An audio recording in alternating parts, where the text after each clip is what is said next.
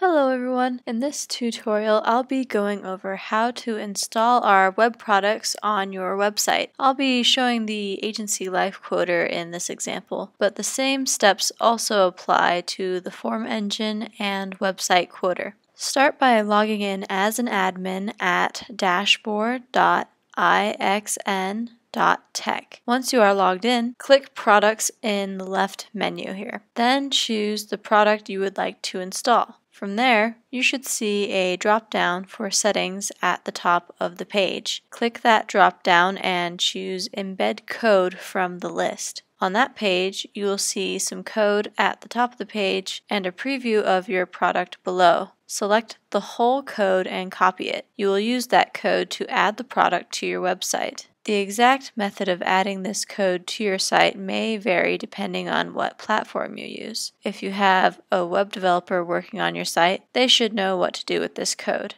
I'll show you an example of installing the quoter using our website editor. I'll go back to the main dashboard and find the card for my website. Then click Admin to open the editor in a new tab. In the editor, I select Pages to choose which page I want to add the quoter. Then I'll switch to the Build menu to add my code. I'll do this by finding the Embed Code option, then clicking and dragging the building block onto the page. When I'm satisfied with the placement, I'll go ahead and let go of my click. With the building block in place, I can select it to open another menu. Then you see here is where I will paste the code I copied earlier. And that's all I need to do. Now I'll publish my website and you can see there is my Agency Life Quoter on the web page. Again, this process may not be the same depending on what website platform you use. With that, you've added our products onto your website. We strive to make this process as easy for you as possible and to have the product feel like it's a part of your website. If you have any questions or need help with this process,